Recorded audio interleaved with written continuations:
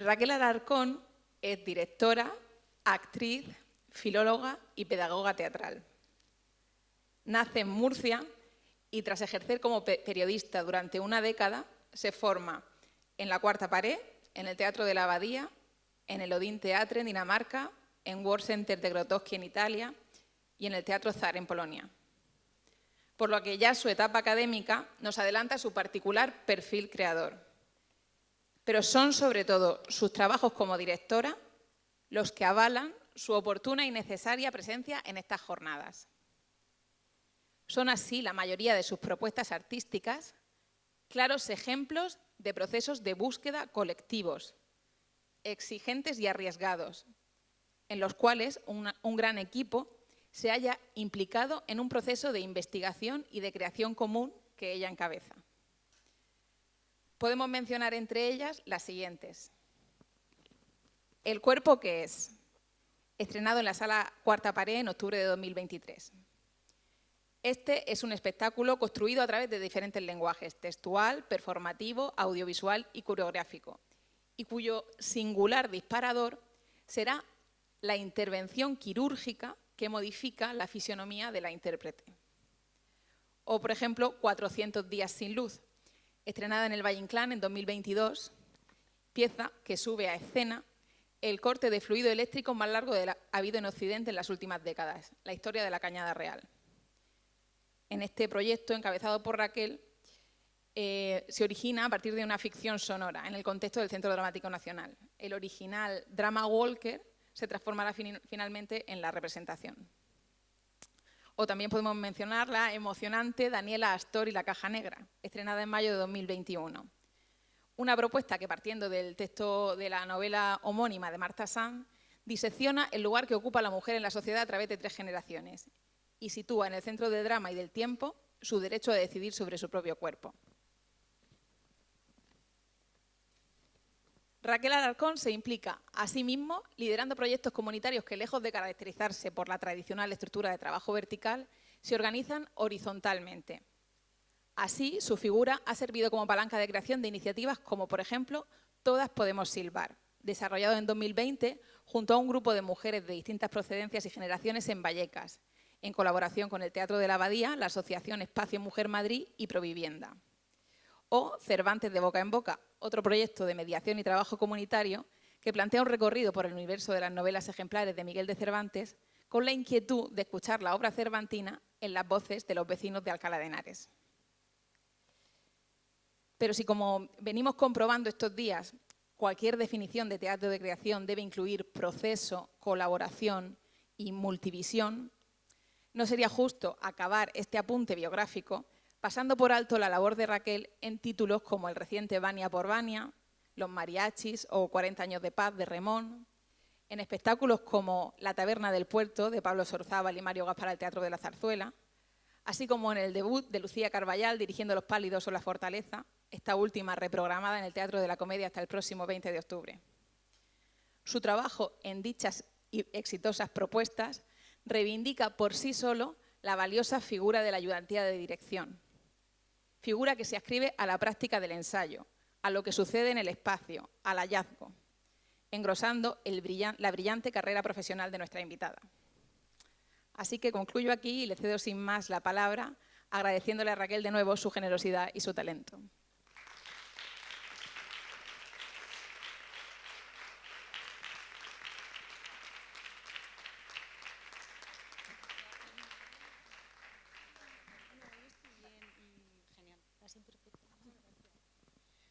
Buenos días, bueno, buenas tardes ya.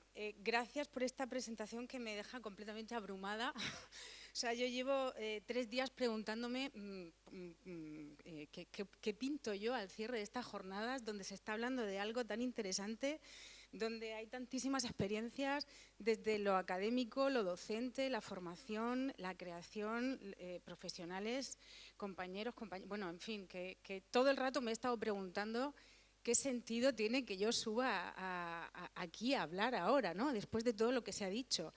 Así que me aferro a algo que he escuchado mucho estos 2 días, porque así lo siento y creo que hacer teatro es una cuestión de fe. Así que si alguien me ha puesto aquí, pues yo creo en ello y os voy a compartir mi experiencia. Bueno, María creo que lo ha dicho todo. Copio las palabras de David que decía, ¿no? El compañero me ha presentado fenomenal, podría seguir hablando él, ¿no? Pues lo mismo. A ver, mi formación ha sido muy ecléctica, siempre ligada a formación privada. Me formé en Cuarta Pared, con lo cual sala de teatro alternativo, donde se formaba al actor creador, o esta es la idea de Cuarta Pared. Y a partir de ahí, después de esos 3 años, fui haciendo un recorrido para responder a las carencias que sentía que seguía teniendo, ¿no? Empecé a estudiar teatro con 30 años. Antes me dedicaba al periodismo aquí en Murcia. Había estudiado filología hispánica y llevaba toda la vida ganándome la vida contando cuentos. Así que la idea de pensar en hacer teatro me entraba pánico solo de pensarlo.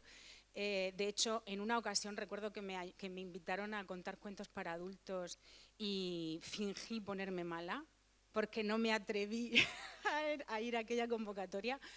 Y sin embargo, al final he terminado yendo donde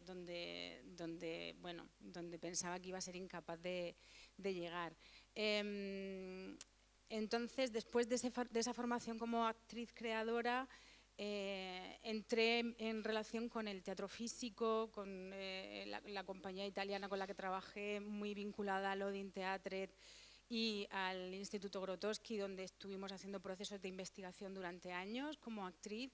Yo no sabía en ese momento que lo que hacía al final estaba íntimamente ligado con el teatro de creación, pero era la manera de trabajar que teníamos, ¿no? El director nos proponía un tema, un universo, nos daba un input y como actores teníamos que traer material utilizando lo que quisiéramos, luz, sonido, objeto, vestuario, escenografía, texto, cualquier cosa servía si era para transmitir una idea y plasmarla en lenguaje escénico, ¿no? Además trabajábamos con distintos idiomas, con lo cual había un trabajo extra que uno tenía que hacer para hacer entender, porque la palabra podía estar, pero muchas veces no se entendía. Y además trabajamos mucho sobre la investigación vocal, ¿no? Cómo podemos cantar sin ser cantantes, sin saber música, cómo un actor se aproxima a la música, al canto, y la dramaturgia que sale a partir de ahí, que va más allá de la palabra dicha o cantada, ¿no? Bueno, todo este periplo dejó un pozo en mí del que yo no era muy consciente, ha venido después. Y cuando volví a Madrid, pues sentí que tenía una carencia con el trabajo con la palabra. Yo percibía, sobre todo por el trabajo musical, que había un ritmo, que había un tempo, que había una sintaxis, pero no sabía cómo manejar esto. Entonces me fui al Teatro de la Abadía y estuve 3 años en el grupo de entrenamiento permanente formándome en el trabajo con la palabra. Todo esto, la mayoría de las cosas, ha sido por pesada que me han aceptado, ¿eh? Insistir, insistir e insistir. Lo digo porque creo que es importante para los intérpretes que estáis todavía formando o que estáis terminando, que es muy importante insistir, sobre todo cuando estáis solos. Yo me siento muy nómada. He intentado tener compañías o grupos que han tenido vidas relativamente 2, 3 años, no hemos conseguido pasar de ahí. Entonces me siento muy nómada. Y hay una parte de insistir en lo que quieres hacer y perseguir lo que quieres hacer para vivir la experiencia que me parece que es importante, que nadie te va a venir a ofrecer nada, ¿no? Entonces, dicho esto, estoy nerviosa, ¿eh? Estoy bastante nerviosa. Dicho esto, quiero compartiros algunos detalles sobre algunos de los montajes que mencionaba tan generosamente María. Porque después de mi periplo como actriz entré de casualidad en la ayudantía de dirección y me quedé. Y ahora me dedico también a la dirección. Yo siempre el camino más largo, ese es el mío, siempre. Entonces os quiero hablar de varios espectáculos que a mí me han ayudado, varios procesos que a mí me han ayudado a entender el teatro que me interesa hacer o que he ido encontrando en ellos, ¿no? Todas podemos silbar. Jorge, por favor, si puedes poner la primera imagen. Vale, esta imagen pertenece, o sea, este proyecto lo menciono porque me parece interesante entender cómo perduran los proyectos en el tiempo. Esto pertenece al 2010, es un taller de teatro-danza, de creación, que hago al terminar la escuela, precisamente en una sala que abrí con mi grupo de entrenamiento y que duró 2 años, tuvo 2 años de vida, no fuimos capaces de sobrevivir al tercer verano. El alquiler era el alquiler. Y hice este trabajo donde partía de 6 vestidos de mi madre de cuando era joven. Nosotros somos 6 hermanos, pues cada vestido vinculado a una experiencia o etapa vital, y una prohibición de infancia, que fue que mi abuela me decía que las niñas no podíamos silbar. Esto quedó ahí. Pasó el tiempo y en 2017 una de mis hermanas, Pilar, se va a vivir a Alemania y yo decido acompañarla en el viaje de mudanza y viajamos un poquito y nos vamos a Berlín. Te voy a pedir, Jorge, porfa, el siguiente vídeo, que quiero que escuchemos un momento. Que estamos en Berlín, en el muro de Berlín, y yo le pido a mi hermana, de repente, sin saber muy bien cómo ni por qué, que silbe esto. No sé si lo vamos a poder escuchar.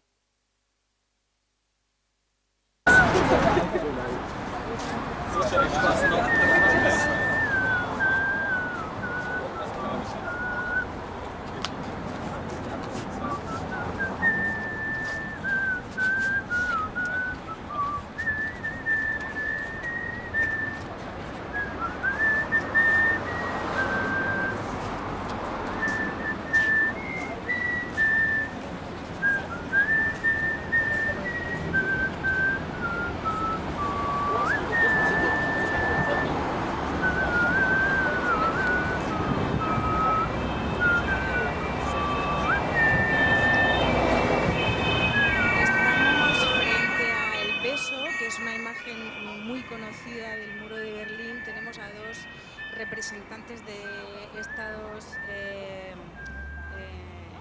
la República Democrática Alemana y la URSS, estados comunistas, el beso comunista, que después esta imagen con el tiempo se convertirá en un símbolo de libertad. 2 hombres del mismo sexo besándose es algo que ahora mismo en la URSS está prohibido, está penalizado, ¿no? Esta imagen, hablábamos estos días de cómo cambia la pieza según quién la mira, según el contexto, ¿no? Esta imagen representa también eso. Y no sé qué pasó, pero en ese momento sucedió así. Le pedí a Pilar que cantara La historia interminable, que la silbara.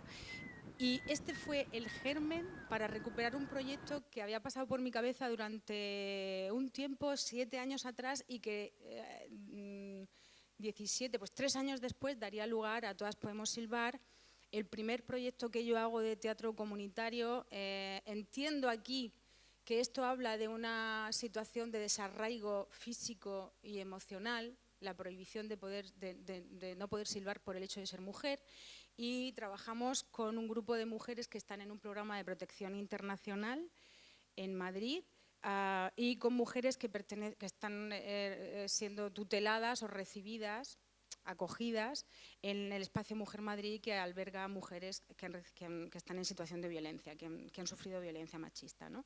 Bueno, aquí el proceso empieza a abarcar a mucha gente en el proyecto. Como os decía, me siento muy nómada, no tengo una compañía ni un grupo de trabajo que me acompañe y del que yo forme parte, pero para cada proyecto sí, con mucha decisión, intento armar equipos de trabajo grandes que permanezcan en el tiempo. No hay proyecto que haya durado mínimo menos de 2 años de trabajo, ¿no? Esto daría mucho de qué hablar, por qué trabajamos así, por qué es tan difícil mantener a día de hoy compañía, equipo, grupo, colectivo. Pero bueno, es así, Madrid es durísima, además, para ello.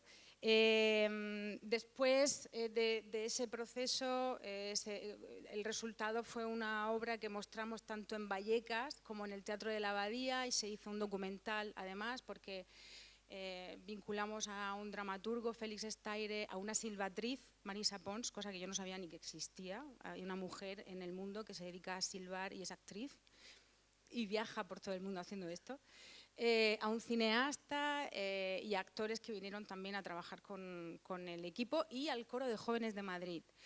Esto es otro dato importante porque la dimensión de la cosa, o sea, todo esto va surgiendo según el proceso va avanzando. Decido involucrar al Coro de Jóvenes de Madrid porque las participantes todo el tiempo ponían de manifiesto, vale, el acto de silbar es un acto reivindicativo, pero no sabemos silbar, no vamos a conseguirlo nunca, vamos a fracasar, ¿qué pasa con esto, no? Entonces llamamos a un coro que silbó, vino al teatro a silbar con ellas. El epitafio de 6 kilos, que fue lo que se silbó, que es la primera composición completa que se conserva en el mundo. Entonces esa melodía era la que se silbaba y el coro estaba sentado entre el público, y a un momento de la pieza el público se levantaba y silbaba, ¿no? Después, bueno, esto es el documental. Después, Cervantes de boca en boca, que lo menciono porque fue de alguna manera una experiencia de site specific. Generé el proyecto para la Semana Cervantina de Alcalá de Henares. Se presentó en el Corral de Comedias de Alcalá, y lo que hicimos fue pues esto, ¿no? Queríamos que las novelas ejemplares de Cervantes se adaptaran para que vecinos y vecinas pudieran contar las novelas ejemplares. Esto me conecta mucho con lo que yo hice tantos años, storyteller, cuentacuentos, que de repente me doy cuenta de que aparece por ahí, ¿no? en mi trabajo. Fue un proceso muy particular porque esta gente no, bueno, pues eso, no son actores profesionales. Vinculamos a todo el colectivo de asociaciones de teatro de aficionados, que en Alcalá de Henares es impresionante lo que hay. Invitamos a profesionales que dan clases de teatro en escuelas de teatro en Alcalá de Henares. O sea, la intención era involucrar a todo el tejido de ciudadanía y vinculado al teatro de una manera no profesional, para que se apoderaran de la palabra de Cervantes y del Corral de Comedias. La adaptación la hicieron Denise Despeyrud y Eva Redondo. Otro proceso fue 400 días sin luz, del que también se ha mencionado María, que empezó siendo una ficción sonora que tú puedes escuchar en tu móvil con un dispositivo de un mapa geolocalizado. El Drama Walker es de acceso gratuito y está en la página web del CDN. Para eso tuvimos como un año de proceso de investigación, trabajo de campo, cómo entrar en una comunidad, cómo empezar a relacionarte con una comunidad con la que no tienes contacto, a través de asociaciones, participando en actividades, proponiendo actividades, empezar a hacer entrevistas para que contaran sus relatos de vida. Fue una experiencia muy rica y se presentó el Drama Walker, que se hizo en Cañada Real, y llegó un momento en el que bueno, se propuso que si el teatro había ido a Cañada a hacer un proyecto, ¿por qué no ahora Cañada venía al teatro? Y de ahí salió la obra que se hizo con una dramaturgia nueva y en la que implicamos a vecinos, a vecinas de Cañada, para que subieran al escenario a contar su historia. Podría contaros muchas cosas, fue un proceso de 2 años muy rico y complejo, porque estás trabajando con una población que está viviendo esa situación en presente y que está sufriéndola en presente. Muy interesante lo que pasaba aquí con respecto a las mujeres vecinas que no habían actuado en su vida en el escenario, desde dónde se colocaban para contar su historia, y cómo los actores profesionales no eran capaces de conquistar ese lugar de distancia y entereza. Así que ellas realmente fueron las expertas que enseñaron, y no lo digo con una actitud maternalista, sino realmente fue así, nos enseñaron a contar esta historia desde el lugar que se merecía. Estos son fotos del espectáculo donde, bueno, el trabajo escénico supuso también un viaje muy complejo para todo el equipo de diseñadores. Finalmente el suelo era una cañada real, sabéis lo que es un camino de tierra por el que pasa trashumancia, y en este caso empezaron a construir casas alrededor, y entonces la escenografía era pues una plataforma de tierra que en un momento dado se abría, y además en la que había escondidas cosas que luego los actores sacaban durante el proceso, y había otra grieta de luz con 400 bombillas LEDs que era lo que iluminaba la sala, ¿no? O sea, el diálogo entre el espacio real, donde sucede lo que se está contando, y cómo eso se traduce a la sala de ensayo. Y el cuerpo que es otro espectáculo que también mencionaba María, donde lo documental, si 400 días sin luz era más un proyecto de mediación y también un documental, este es un proceso documental a partir de la experiencia de la intérprete, y aquí nos propusimos establecer muy claramente lugares de búsqueda formales, más allá del trabajo de contar su experiencia a partir de esa enfermedad que le transforma físicamente, tiene otro cuerpo y nos sirve para hablar de cuerpos no normativos. Y aquí empezamos a investigar, siguiendo, o sea, aún es algo documental, pero empezamos a investigar también muy claramente desde otros elementos escénicos, ¿no? El sonido que hay en la pieza parte de los sonidos que se escuchan. No sé si alguno de vosotros alguna vez se ha metido a hacer una resonancia magnética en una máquina de estas que suena media hora, que suena duf, duf, duf, ¿no? O sea, unos ruidos tremendos. El sonido de la pieza es ese sonido manipulado. En la parte de vídeo incluye las radiografías de su cuerpo, donde se ve su proceso, pero también manipuladas, eso por ejemplo que veis ahí. Y puedes poner el vídeo, Jorge, que hay al final de esa carpeta, por favor. Y incluimos proceso real de la intérprete que para recuperarse decide irse a boxear como entrenamiento, y entonces lo que hacemos es buscar a alguien para poder grabar esas sesiones de entrenamiento porque no nos dejaban entrar en el gimnasio, y localizamos a Marisa Domínguez, que es esta chica que veis ahí con la camiseta negra, que es campeona de España de boxeo aficionado, y nos invita a su gimnasio en Vallecas a ir a entrenar con ella y a convivir con mujeres que van a boxear diariamente, ¿no? O sea, cómo acompañar el proceso y documentar el proceso de la intérprete, y a la vez empezar a investigar también cómo formalmente podemos llevarlo a escena.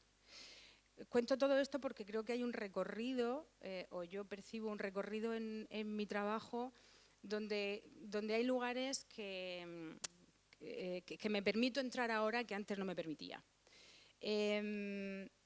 Ahora estoy en un proceso que se estrenará a final de temporada, Todo lo que veo me sobrevivirá, donde creo que estoy cerrando una etapa y abriendo otra, en plena crisis creativa. No hemos hablado del bloqueo creativo, pero os daría para otras jornadas. ¿Y qué haces cuando entras en bloqueo creativo? Entonces, lo que os voy a contar ahora muy brevemente son 5 fases que yo, después de estos proyectos y otros que os he contado, articulo mi trabajo. Me peleo muchas veces con estas fases, pero me ayudan a sostener y generar estructura, sobre todo cuando estoy trabajando en otros proyectos que tienen que convivir simultáneamente. No vais a escuchar nada que no hayáis escuchado ya y mejor explicado, además, pero os hablo desde mi experiencia. Como os digo, me siento muy nómada y todo lo que hago lo hago porque lo he ido aprendiendo en una sala de trabajo y me reconforta mucho escuchar a profesionales que dan lugar y que pautan el trabajo de esta manera.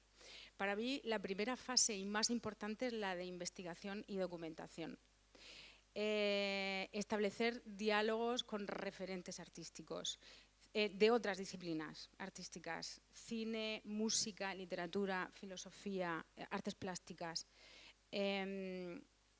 fotografía, no necesariamente en relación directa con el proyecto que voy a desarrollar, con el universo que voy a desarrollar en ese momento. Es más, si no hay relación directa, mejor.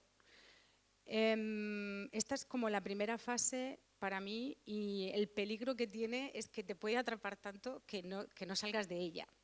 Pero bueno, normalmente suele ser un año de trabajo, más o menos. A la par, en ese periodo intento ver todo lo que pueda de teatro, compañeros, viajar a ver espectáculos que me interesan, etcétera. Pero esta etapa de visionado de espectáculos en mi entorno o buscándolo, la cierro en cuanto empiezo el siguiente proceso, el siguiente momento del proceso.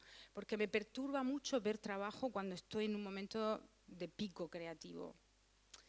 Me confunde, se me mezcla, no me ayuda. Y en esta etapa de investigación y documentación, el tercer paso sería el trabajo de campo, directo. En mi caso, como estoy muy vinculada al teatro de mediación y documental, pues hay una parte que viene muy dada, ¿no? De con qué comunidad voy a trabajar o no. Pero en este último proyecto del que os hablo, que estoy en fase ahora de creación, por ejemplo, no tiene nada que ver con teatro comunitario ni teatro de mediación y sin embargo yo he necesitado, porque esa parte se ha quedado ya en mí, he necesitado generar encuentros para hablar del universo de la obra. He preparado una entrevista a gente de mi entorno no vinculada a lo teatral. O sea, ¿qué piensa y qué opina y qué tiene que decir la gente que no es del teatro sobre este tema? Una visión que me dé tierra, que me dé suelo. Me parece necesario eso. La segunda fase sería la de la planificación. En función de lo que he generado en la fase anterior, determinar cuáles son los planteamientos que me interesan, ¿no? Acotar, fundamentalmente acotar, o sea, concretar el universo que voy a explorar, qué búsquedas me interesa hacer, cuáles son las formas y contenidos que intuyo que están llegando y proponer planteamientos, por supuesto, para luego romperlos y volver a proponer. En cuanto a planificación, fundamental decidir entonces una metodología según lo que vas a trabajar, qué necesitas. Pues si necesito hacer un año de entrevistas, necesito contactar con expertos de tal materia, pues planificar en función de lo que estás decidiendo, que quieres trabajar y que cambia siempre.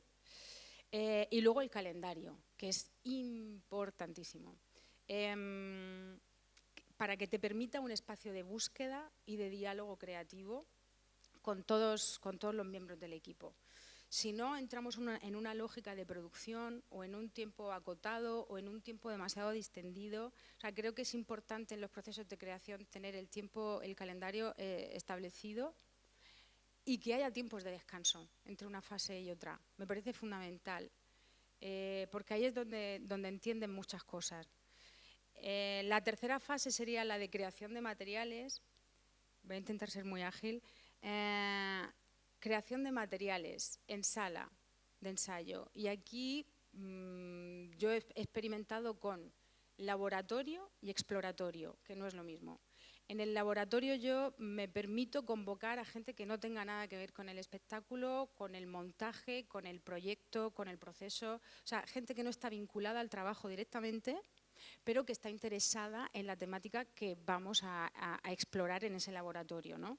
Y puede venir gente de otras disciplinas artísticas o directamente gente que se dedica profesionalmente a algo que no tenga nada que ver, pero que toque el tema con el que vamos a trabajar.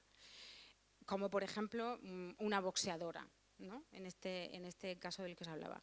El exploratorio sí es un momento de trabajo con el equipo que va a hacer el proyecto y con el equipo que va a estar en escena. Y ahí sí que trabajamos, probamos dispositivos escénicos vinculados a la temática o al universo de la obra. Trabajamos para vincularnos personalmente con el universo de la obra y establecemos búsquedas para los equipos de los diseñadores, ¿vale? O sea, en el cuerpo que es, por ejemplo, pues la búsqueda con el compañero de sonido era esto, ¿no? A partir de sonidos reales de un proceso hospitalario, ¿qué puedes hacer con esos sonidos, ¿no?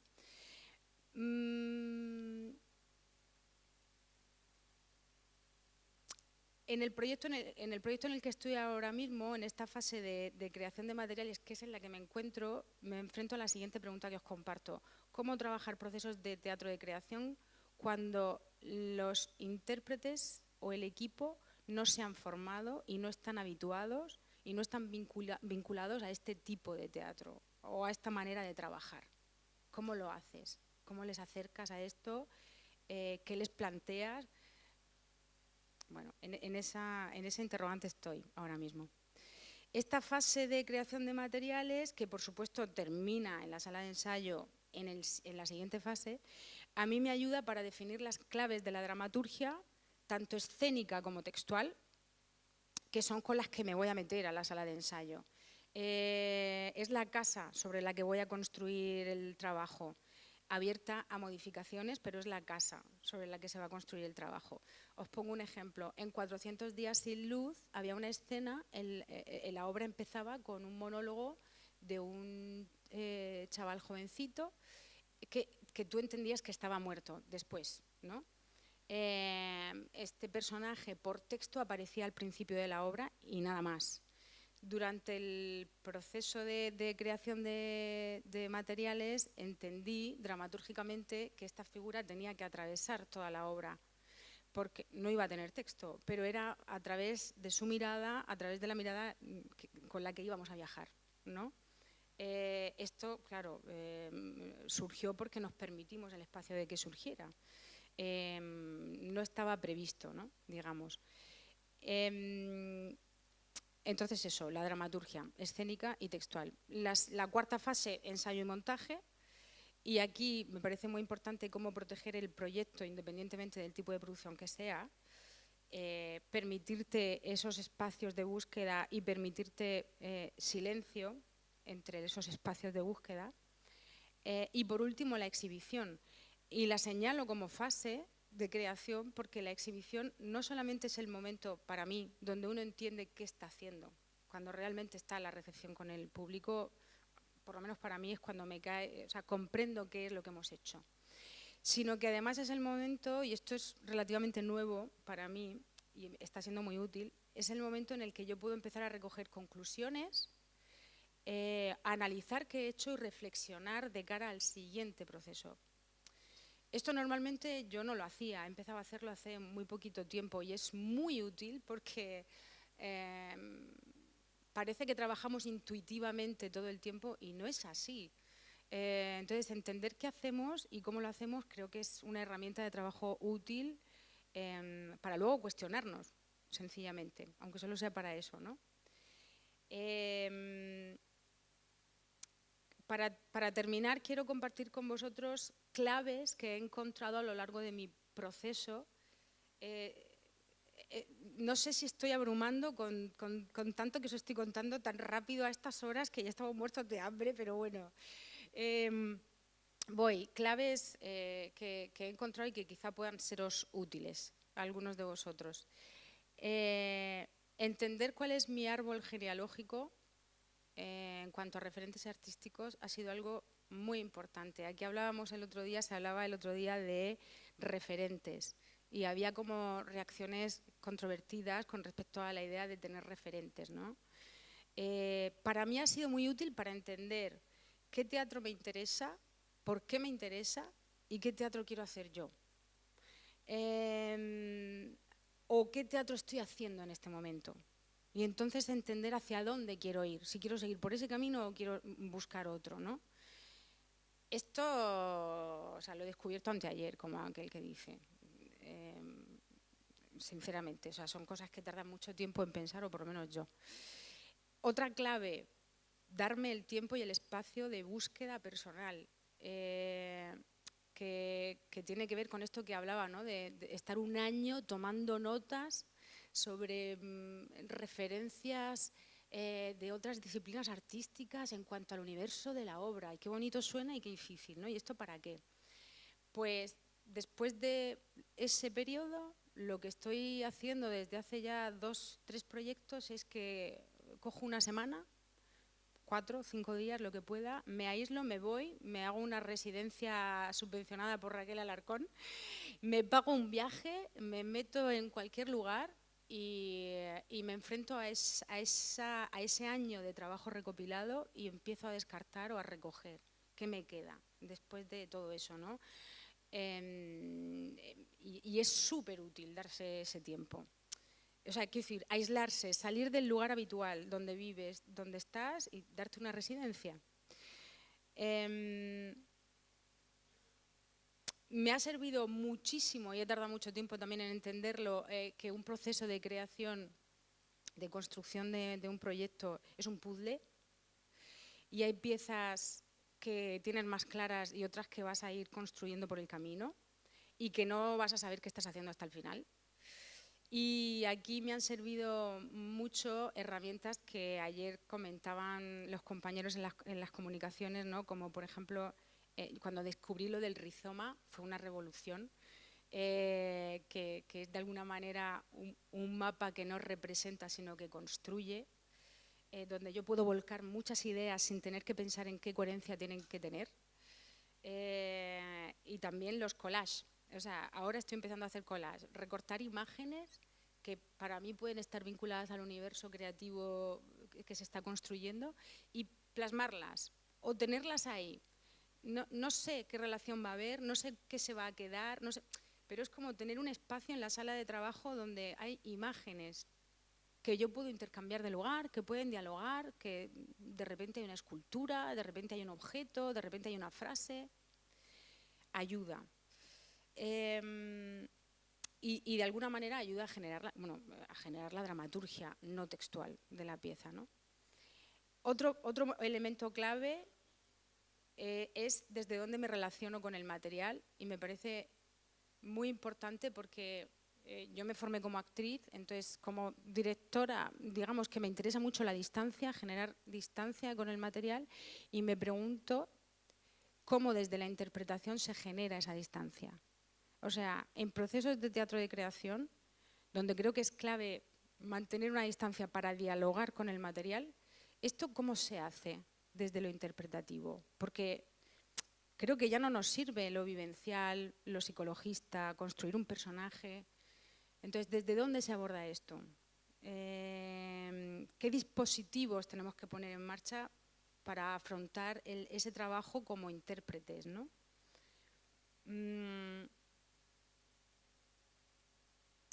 Creo que definir la necesidad de cada proyecto es algo apasionante y muy interesante. Decía Pollock, el cuadro tiene vida propia, yo lo único que hago es dejar que salga. Y es lo que creo que intento hacer en cada proyecto, escuchar qué me está pidiendo. Y como os decía, mantener un diálogo de análisis y reflexión sobre cómo me relaciono conmigo misma como creadora, cómo se relaciona el elenco o cómo me relaciono con el elenco, con el equipo de diseñadores y con la propia obra. Porque esto es lo que me ayuda a entender después qué estoy haciendo y cómo lo estoy haciendo, ¿no? Y eso me ayuda a generar discurso. Y para terminar, simplemente os quiero compartir preguntas, que es lo que normalmente estoy haciéndome todo el tiempo, preguntas. Algunas ya las he compartido, ¿no? Pero esto, ¿no? ¿Cómo son las preguntas con las que convivo a día de hoy? ¿Cómo trabajar en procesos creativos con equipos que no están vinculados a esta manera de trabajar? ¿Cómo trabajar los textos en estos procesos? cuando claramente no tienen por qué tener la hegemonía, pero muchas veces yo parto de un texto. ¿Cómo pasar de lo cotidiano a lo extra cotidiano?